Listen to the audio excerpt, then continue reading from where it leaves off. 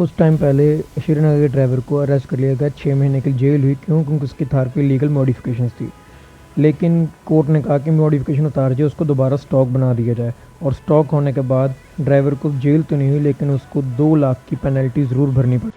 और ये सब हुआ इंडिया के वियर्ड मोटर एक्ट की वजह से, जिसके हिसाब से अगर हम गाड़ी में कुछ भी मॉडिफिकेशंस कराते हैं तो वो सबसे इलीगल मानी जाएगी। अगर गाड़ी के स्ट्रक्चरल साइज़ में किसी भी चीज़ में उसको मॉडिफिकेशन की, वो इलीगल पेनल्टी होगी, या फिर उसको उसका आरसी लाइसेंस सब कैंसिल हो सकता है। तक की जेल की हवा भी खानी पड़ सकती है। इसके बाद ये फील होता है पैसा बर्बाद भैंचो।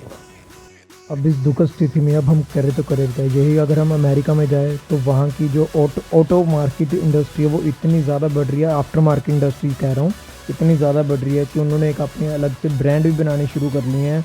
एंड अगर इंडिया में देखा जाए तो यही अगर मॉडिफिकेशन इंडिया में करो तो उसके लिए आओ, जेल की हवा खाओ, जेल का पानी पियो एंड सब कुछ। अगर इधर अपने बोनट लाइट कुछ भी चेंज कराओ तो वो भी इलीगली माना जाता है। वो इसलिए माना जाता है यहाँ कुछ नूब डोमिनिक ट्रीट हैं जो खुद तो मरते हैं और दूसरों को भी मारते हैं। इसलिए अथॉरिटीज़ ने सोचा क्यों एक एक करके सबको जब्त करना है, एक ही बार में सारी गाड़ियों को जब्त करो जो भी लीगल मॉडिफिकेशन में आ रही है। इसलिए अब जितनी भी गाड़ियाँ मॉडिफाइड होती हैं, दिखती हैं पुलिस को मॉडिफाइड, तो सीधा उसको सीज ही करते हैं, चाहे वो आपकी गाड़ी अब पूरी ट्रैफिक में अलग ही क्यों ना नज़र आ रही हो। उसी के साथ एक लॉ आया था कि अपनी गाड़ी को आप लोअर नहीं कर सकते। क्यों? क्योंकि हमारी सड़कें अच्छी नहीं है, तो इसलिए गवर्नमेंट ने लोअर गाड़ियों पे भी बैन लगा दिया है। क्यों? क्योंकि हम अपनी सड़कें तो सुधारेंगे नहीं, आप अपनी गाड़ी लो करनी बंद कर दो, या गाड़ी नीचे खरीदनी बंद करो जो ग्राउंड क्लियरेंस कम में आ रही है। क्यों भाई, अब क्यों चुप हो जाएं? क्यों? अब अगर हम कोई लिमोजिन गाड़ी भी लेते हैं, कोई स्ट्रक्चरल मॉडिफिकेशन होती है कि हमने शादियों में देखी होगी लिमोजिन आती हैं, वो भी अनसेफ। हालांकि इंडिया में 40% जो गाड़ियाँ चल रही है वो सारी की सारी अनसेफ हैं, उनको वो नहीं करेंगे। क्या भाई, क्यों चुप? और जो कि स्टिकर अपनी गाड़ी पर कहते हैं कि वो दूसरों को अट्रैक्ट करती हैं, अगर हम वही गवर्नमेंट व्हीकल्स पे देखे हैं उसके ऊपर इतने बड़े बड़े पोस्ट लगे होते हैं, क्या वो नहीं अट्रैक्ट करती क्या दूसरों का टेंशन, दूसरे ड्राइवर का टेंशन? इसकी वजह से नहीं एक्सीडेंट हो सकते क्या? क्यों भाई? बुल बार्स पे भी मनाही, हालांकि सबको पता है कि सबसे ज़्यादा बुल बार्स कौन यूज़ करता है। हाँ हाँ, खुल गए पोल, खुल गए। हाँ भाई, और पी लो, एक और गिलास पी लो। और साथ ही साथ गवर्नमेंट ने ये भी कह दिया कि रैप नहीं करवाना गाड़ी पे। क्यों नहीं कराना? अगर बाई चांस चोर आपकी गाड़ी चोरी करता है तो वो पहचान नहीं पाएंगे, उनकी गाड़ी का रंग कोई और होगा, आपने रैप करवाया होगा। अरे अभी यहीं पे नहीं भाई, और भी है यूएस और इंडियन पुलिस ऑफिसर्स के बीच में। यूएसए अपनी पुलिस ऑफिसर्स पे $129 बिलियन 8 लाख पुलिस पे इन्वेस्ट करता है, बल्कि नियरली 1.3 करोड़ समथिंग पर पर्सन। एंड वही बात की जाए अगर इंडिया की, इंडिया ओनली 12.5 बिलियन इन्वेस्ट करता है 20 लाख पुलिस ऑफिसर, मतलब कि नियरली 4.9 लाख रुपीज़ ओनली।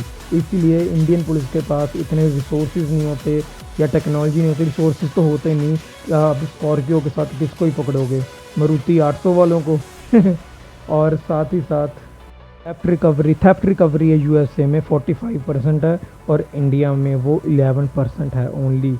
इसलिए उन्होंने कहा कि हम बजट तो बढ़ाएंगे नहीं, इसलिए मॉडिफिकेशन ही बैन कर दो, ना बजेगा बांस ना बजेगी बांसुरी। इसी के साथ जो इम्पैक्ट हुआ था छोटे मोटे जो काम करते थे आफ्टर मार्केट वाले पार्ट्स पे, उनके ऊपर, जो कि अब उनका काम बहुत ही बैकलैश हो गया।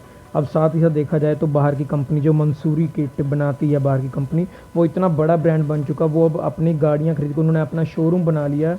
लैम्बोर्गिनी, जी वैगन, बेंटले जैसी गाड़ियों पे मॉडिफिकेशन किट लगा के वो एक पूरा ब्रांड बन चुका है करोड़ों का। और वहीं इंडिया में अगर आपकी गाड़ी ट्रैफिक से अलग दिख रही है तो आओ बेटा साइड पे, हमें भी खर्चा पानी दो, नहीं तो आओ जेल का पानी चढ़ना पड़ेगा, काला पानी पिलाना पड़ेगा, सब कुछ कराना पड़ेगा।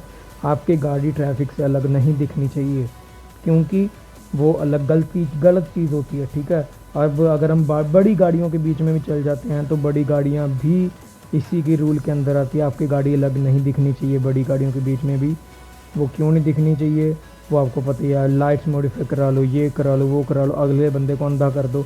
एंड ये ठीक भी है काफ़ी हद तक, क्योंकि इंडिया में काफ़ी लोग यही सोचते हैं कि इतनी गाड़ी करा लो कि इतना अगला बंदा अंधा हो जाए। अगर टायर की बात करें, टायर में अगर आप ट्रैक्टर का टायर लगवाते हो गाड़ी में, वो इलीगल माना जाएगा। हालांकि अगर आप अलॉय व्हील पे अपना इन्वेस्ट करते हो तो वो इलीगल नहीं माना जाएगा। क्यों? क्योंकि अगर इन एनी केस अगर आपको कोई पुलिस पकड़ती भी है कि अलॉय व्हील की जगह, आप उनको बता सकते हो कि ये मैन्युफैक्चरर की तरफ से ही ये लगाया गया है, एंड मैन्युफैक्चरर के टर्म्स पे ही ये चलाया जा रहा है। चाहे थोड़ी बहुत मॉडिफिकेशन तो करा सकते हो, एंड सब कुछ होने के बाद भी अगर आपको अपनी गाड़ी को अलग दिखाना है तो थोड़े बहुत आप मॉडिफिकेशन करा सकते हो, लेकिन इतने मॉडिफिकेशन कराओ कि अगले बंदे को दिक्कत ना हो, जो कि आप तो करवा लोगे लेकिन अगले बंदे को भी चाहिए ना। इसको तो आप दिखा दोगे कि हाँ भी मैन्युफैक्चर के हिसाब से ही करवाया हुआ है। एट दी एंड एक ही चीज़ कहूँगा गवर्नमेंट से, आप रूल्स बनाते रहिए, हम लूप होल्स निकाल के निकलते रहेंगे, क्योंकि मॉडिफिकेशन करवाना ज़रूरी है गाड़ी में, क्योंकि आप बाहर की गाड़ी में तो इम्पोर्ट ड्यूटी इतना लगाते हो कि बाहर की गाड़ी ला ही नहीं सकते, इसलिए लूप होल्स ज़रूरी हैं। Good bye.